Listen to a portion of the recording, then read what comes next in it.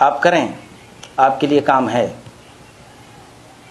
بحیثیت امت آپ یہ طے کر لیں کہ ہم ہر سال ایجوکیشن میں اپنا ٹارگٹ پورا کریں گے۔ بابری مسجد کا قضیہ آپ ہار گئے اس لیے کہ وکیل آپ کے نہیں تھے، یقین مانیے۔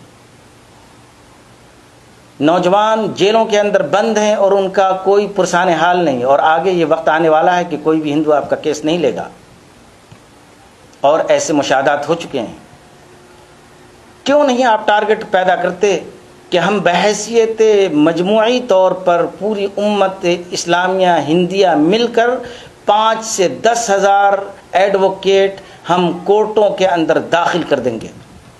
ہزاروں مدرسے جو ہمارے پڑے ہوئے ہیں وہاں سے سینکڑوں کی تعداد میں ہر سال ہم وکلا نکالیں گے، اور وکلا نکال کر کے کورٹوں کے اندر ہم بھر دیں گے تاکہ ہماری آواز اور ہماری طاقت مضبوط ہو۔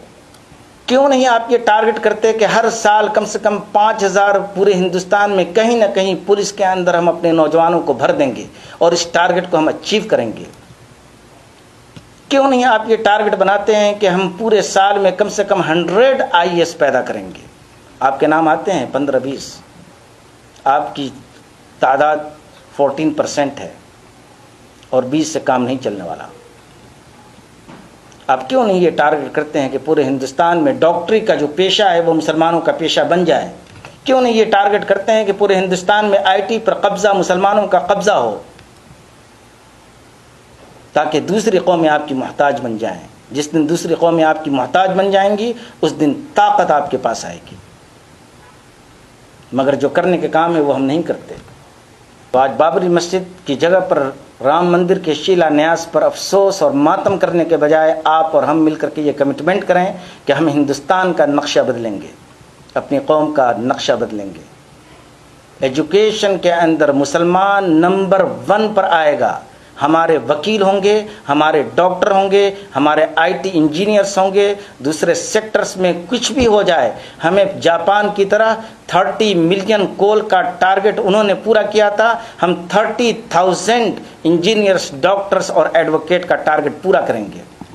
ہزاروں کی تعداد میں آپ کے مدرسے پھیلے ہوئے ہیں۔ کیا ہمارے پاس ان سارے مدرسوں کی ضرورت ہے؟ کیا اس بات کی ضرورت نہیں ہے کہ ان مدرسوں میں سے چند کو ہم چینج کر دیں، اور چینج کر کے ہندوستان کی معیشت اور ہندوستان کی IT اور ہندوستان کی ایڈمنسٹریشن میں حصہ لیں؟ کیا زکوٰۃ کے پیسے صرف مدرسے میں پڑھنے والوں کے لیے جائز ہیں اور باقی کے لیے حرام ہیں؟ کیا ہم اتنے بڑے فنڈ کو ہم ہندوستان کی معیشت اور ہندوستان میں مسلمانوں کو طاقتور بنانے کے لیے خرچ نہیں کر سکتے؟ یقیناً کر سکتے ہیں۔ ان اللہ لا یغیر ما بقوم حتی یغیروا ما بانفسہم، جب تک اپنے آپ کو چینج نہیں کرو گے تمہاری حالت چینج ہونے والی نہیں ہے، یاد رکھو۔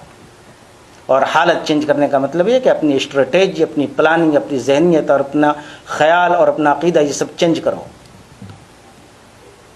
اس لیے میں امید کرتا ہوں کہ ہمارے نوجوان بجائے اس کے کہ افسوس اور ماتم کریں گے، اپنے اپنے لیول پر کم از کم ٹارگٹ کریں گے کہ ہم ہندوستان میں تعلیم کا نقشہ مسلمانوں کے لیے تبدیل کر کے رکھ دیں گے۔